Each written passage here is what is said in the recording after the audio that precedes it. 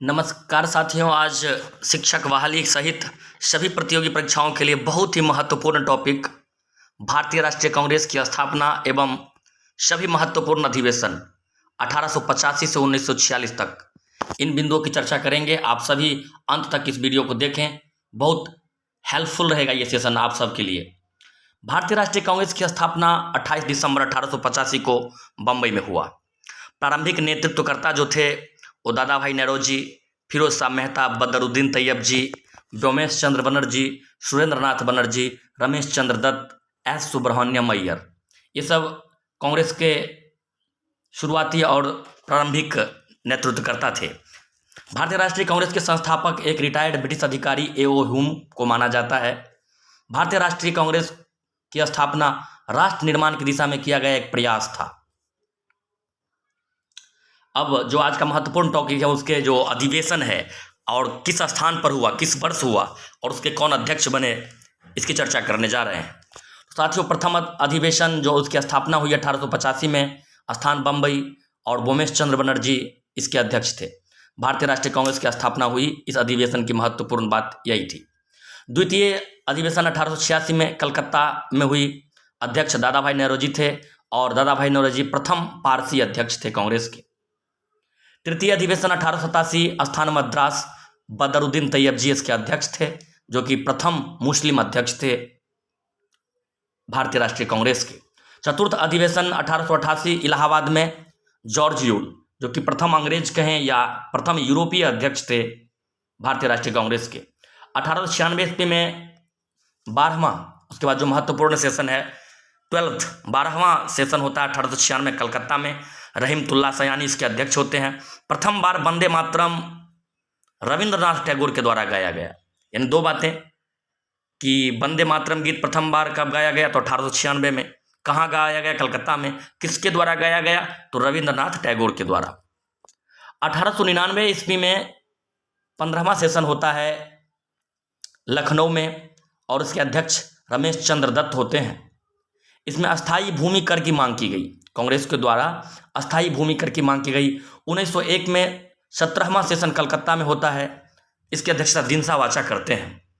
और बहुत महत्वपूर्ण बात कि गांधी जी पहली बार इसी अधिवेशन में शामिल हुए थे, भाग लिए थे।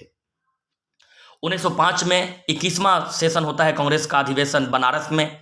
गोपाल कृष्ण गोखले इसकी अध्यक्षता करते हैं और सरकार के विरुद्ध स्वदेशी आंदोलन, जो कि बंगाल विभाजन जो होता है, इसलिए स्वदेशी आंदोलन की घोषणा की जाती है।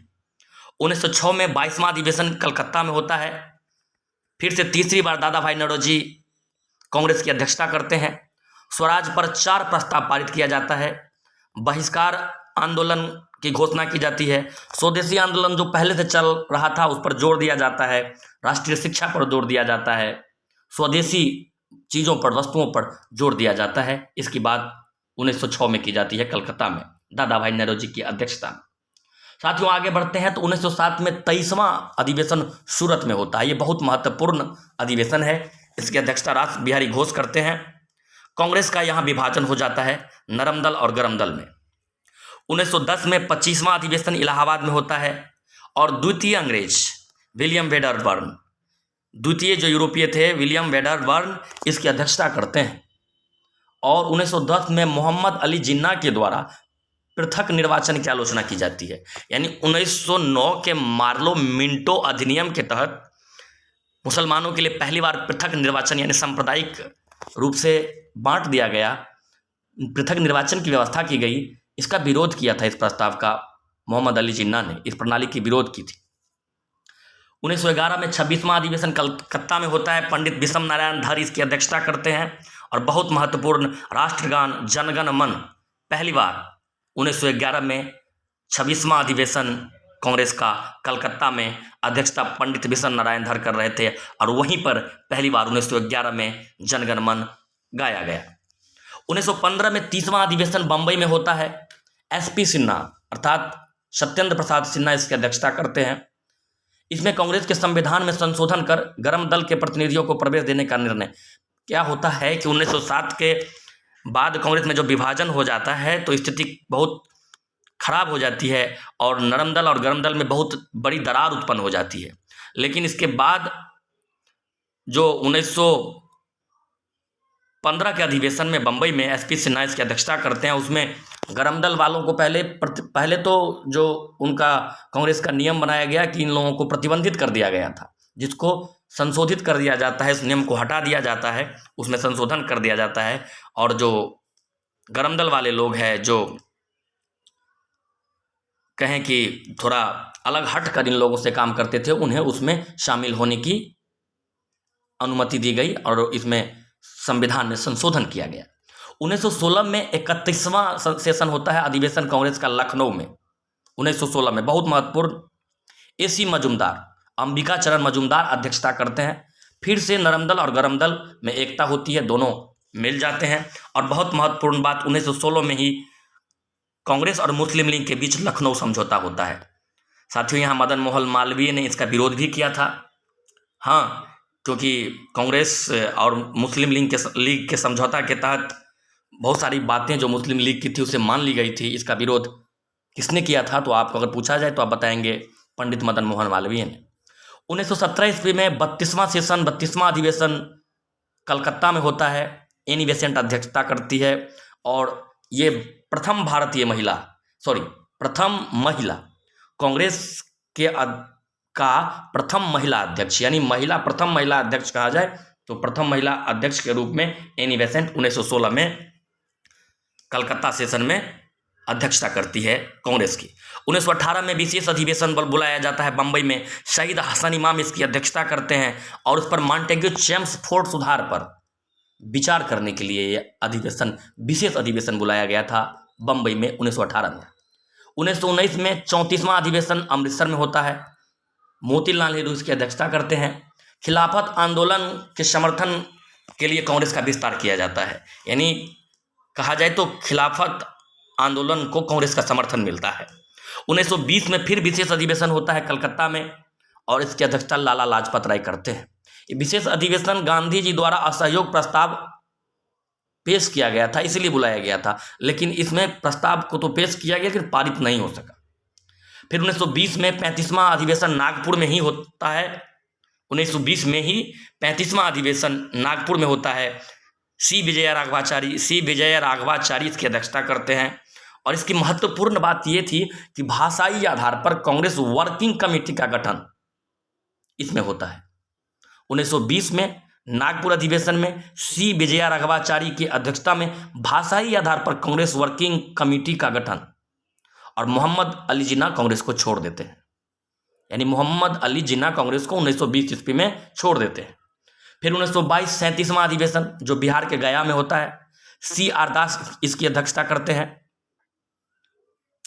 और महात्मा गांधी का सहयोग आंदोलन को रोके जाने से वो लोग क्षुब्ध थे और इस तरह से वो लोग, और भी कई कारण थे जिसमें चुनाव में भाग लेने संबंधी बात जो आई थी मॉन्टेग्यू चेम्सफोर्ड के जो योजना था उसके मुताबिक, तो वो लोग चुनाव में भाग लेना चाहते थे। इस बिंदु से वो लोग जो कांग्रेस के जो महात्मा गांधी के नेतृत्व में और जो लोग थे वो सहमत नहीं थे, तो इस वजह से उन लोगों ने कांग्रेस पार्टी को छोड़ दिया और एक नई पार्टी स्वराज पार्टी का गठन किया था। 1924वां अधिवेशन बहुत ही महत्वपूर्ण 39वां है ये अधिवेशन। 1924 में 39वां अधिवेशन बेलगाम में होता है। मोहनदास करमचंद गांधी अर्थात महात्मा गांधी इसकी अध्यक्षता करते हैं। यह एकमात्र ऐसा सेशन है जिसकी अध्यक्षता महात्मा गांधी करते हैं। 1925 में 40वां अधिवेशन कानपुर में होता है। सरोजिनी नायडू इसकी अध्यक्षता करते हैं और ये प्रथम महिला एनी बेसेंट और प्रथम भारतीय महिला सरोजिनी नायडू। आगे बढ़ते हैं साथियों। 1927 में 42वां अधिवेशन मद्रास में होता है। एम ए अंसारी इसकी अध्यक्षता करते हैं। साइमन कमीशन के विरुद्ध प्रस्ताव पास किया जाता है और पूर्ण स्वराज का प्रस्ताव अपनाया जाता है। इसका मतलब लक्ष्य घोषित किया जाता है। पूर्ण स्वराज का प्रस्ताव नहीं पेश किया जाता है बल्कि इसको अपना लक्ष्य घोषित किया जाता है, ऐसा विचार रखा जाता है। 1928 में 43वां अधिवेशन कलकत्ता में होता है। पंडित मोतीलाल नेहरू अध्यक्षता करते हैं और इसी समय Akhil Bharatiya Yuva Congress, all India youth Congress की स्थापना होती है। तो साथियों याद रखेंगे 1928 के 43वें अधिवेशन कलकत्ता में होता है जिसकी अध्यक्षता पंडित मोतीलाल नेहरू करते हैं और उसी समय ऑल इंडिया यूथ कांग्रेस की स्थापना होती है। 1929 में 44वां अधिवेशन लाहौर में होता है और ये बहुत ही महत्वपूर्ण सेशन है। पंडित जवाहरलाल नेहरू इसकी अध्यक्षता करते हैं। पूर्ण स्वराज का प्रस्ताव पारित किया जाता है। इससे पहले आपने देखा कि जो पूर्ण स्वराज का प्रस्ताव था 1927 में 42वें अधिवेशन में एम ए अंसारी के अध्यक्षता में पूर्ण स्वराज का प्रस्ताव अपनाया गया था, लेकिन 1929 44वां अधिवेशन लाहौर में पंडित जवाहरलाल नेहरू के नेतृत्व में अध्यक्षता में पूर्ण स्वराज का प्रस्ताव पारित कर दिया जाता है, यानी पेश किया जाता है और पारित भी हो जाता है। 26 जनवरी को स्वतंत्रता दिवस के रूप में मनाने की भी घोषणा होती है। 26 जनवरी ऐतिहासिक दिन है क्योंकि उसी दिन रावी नदी के तट पर जो उन लोगों ने झंडा फहराकर आज़ादी की घोषणा की थी, तो इस दिन को स्वतंत्रता दिवस के रूप में मनाने की घोषणा भी की जाती है। 1931 में 45वां अधिवेशन कराची में होता है। अध्यक्षता सरदार वल्लभ भाई पटेल करते हैं। इसमें बहुत महत्वपूर्ण बात 1931 के जो 45वां अधिवेशन का जो महत्वपूर्ण जो निकल कर चीज आती है वो fundamental right and national economic programme पर प्रस्ताव पेश किया जाता है, अर्थात मौलिक अधिकार और राष्ट्रीय आर्थिक जो कार्यक्रम है, प्रोग्राम है, उसका प्रस्ताव पेश किया जाता है। गांधी इरविन जो समझौता होता है उसको भी स्वीकृति दी जाती है और गांधी जी को द्वितीय गोलमेज सम्मेलन के लिए नामित किया गया कि आप लंदन में होने वाले द्वितीय गोलमेज सम्मेलन में कांग्रेस की ओर से भाग ले सकते हैं और उन्हें अधिकृत किया गया कि आप उनमें भाग लीजिए। साथियों आगे बढ़ते हैं। 1934 में 48वां अधिवेशन बंबई में होता है और ये डॉक्टर राजेंद्र प्रसाद इसकी अध्यक्षता करते हैं और इसमें कांग्रेस के संविधान में संशोधन किया जाता है। तो 1934 में 48वां अधिवेशन, स्थान बंबई और अध्यक्षता डॉक्टर राजेंद्र प्रसाद करते हैं। 1936 में 49वां अधिवेशन लखनऊ में होता है। अध्यक्षता फिर से पंडित जवाहरलाल नेहरू जी करते हैं और जवाहरलाल नेहरू के द्वारा समाजवादी विचारधारा का प्रसार पर जोर दिया जाता है। उसमें उन्होंने 1936 के लखनऊ अधिवेशन में पंडित जवाहरलाल नेहरू ने समाजवादी विचारधारा पर बहुत जोर दिया और समाजवादी विचारधारा को आगे बढ़ाने का उन्होंने विचार व्यक्त किया और उसके प्रति आगे भी उनके जो कार्यकाल होते हैं उसमें वो जोर देते हैं। 1937 ईस्वी में 50वां अधिवेशन फैजपुर में होता है और जवाहरलाल नेहरू अधिवेशन की अध्यक्षता करते हैं और ये पहला अधिवेशन है जो गांव में हुआ था। तो पूछा जाएगा साथियों कि कांग्रेस का पहला अधिवेशन, एकमात्र अधिवेशन जो गांव में हुआ था वो कौन था? तो 1937 में 50वां अधिवेशन फैजपुर में हुआ था। 1938 में 51वां अधिवेशन हरिपुरा में होता है। सुभाष चंद्र बोस इसकी अध्यक्षता करते हैं और जवाहरलाल नेहरू के नेतृत्व में राष्ट्रीय योजना समिति, नेशनल प्लानिंग कमेटी का गठन किया जाता है। तो 1938 हरिपुरा, सुभाष चंद्र बोस अध्यक्षता करते हैं और राष्ट्रीय योजना समिति, नेशनल प्लानिंग कमेटी का गठन होता है। 1939 के सेशन को आप ध्यान से सुने साथियों, ये त्रिपुरी का सेशन है। आप देखेंगे कि यहाँ डॉक्टर राजेंद्र प्रसाद अध्यक्षता करते हैं। जी, बहुत सारे लोग यहाँ कंफ्यूज करते हैं, डॉक्टर सुभाष चंद्र बोस को ही समझते हैं कि वो अध्यक्ष। डॉक्टर सुभाष चंद्र बोस जी अध्यक्ष चुने गए। गांधी जी के विरोध के बावजूद गांधी जी ने पट्टाभी सीतारमैया को अपना कैंडिडेट बनाया था और इसके बावजूद डॉक्टर सुभाष चंद्र बोस जी अध्यक्ष के रूप में चुने गए, लेकिन गांधी जी के विरोध के कारण उन्होंने अध्यक्ष पद से त्याग पत्र दे दिया, इस्तीफा दे दिया और कांग्रेस को वो छोड़ भी देते हैं और फॉरवर्ड ब्लॉक की स्थापना करते हैं। तो 1939 में जो सुभाष चंद्र बोस के त्याग पत्र के बाद अध्यक्षता डॉक्टर राजेंद्र प्रसाद करते हैं इस सेशन का, जो कि कांग्रेस का 52वां सेशन था। 1940 कांग्रेस का 53वां सेशन ये रामगढ़ में होता है। अध्यक्षता अबुल कलाम आजाद करते हैं। और साथियों बहुत महत्वपूर्ण बात कि 40 के बाद 1941 से 45 तक कांग्रेस का कोई अधिवेशन नहीं होता है, नो सेशंस, क्योंकि ये दौर क्विट इंडिया मूवमेंट अर्थात भारत छोड़ो आंदोलन, इसके अतिरिक्त रॉयल इंडियन नेवी जो नौसेना का विद्रोह भी होता है, उसका भी जो आंदोलन चलता है, म्यूटिनी होता है, विद्रोह, संवैधानिक सुधारों का प्रयास किया जाता है, समझौता के लिए बहुत प्रयास, द्वितीय विश्व युद्ध उस समय चल रहा होता है, वहाँ ब्रिटिश गवर्नमेंट सुझाव भेजती है, अपने प्रस्ताव भेजती है, क्रिप्स मिशन आता है, वेवल प्लान आता है और फाइनली कैबिनेट प्लान मिशन भी आता है। तो इस तरह से इस दौर में कोई कांग्रेस का अधिवेशन नहीं होता है। और 1940 में जो रामगढ़ में अबुल कलाम आज़ाद बनते हैं इसके अध्यक्ष, वही 1945 तक रहते हैं। इसलिए सबसे लंबे समय तक अगर कहा जाए कांग्रेस का अध्यक्ष रहने वाला कोई व्यक्ति है तो अबुल कलाम आज़ाद है। और साथियों, यहाँ ये भी जान लें कि अबुल कलाम आज़ाद सबसे कम उम्र के, सबसे युवा कांग्रेस अध्यक्ष भी रहे हैं, तो आप इसे याद रखेंगे। अब सबसे आखिरी और महत्वपूर्ण सेशन 1946 54वां सेशन होता है, अंतिम सेशन कांग्रेस का मेरठ में, और अध्यक्षता जेबी कृपलानी करते हैं। और इसकी विशेषता कि स्वतंत्रता पूर्व अंतिम अधिवेशन, स्वतंत्रता के समय भी जेबी कृपलानी कांग्रेस के अध्यक्ष थे।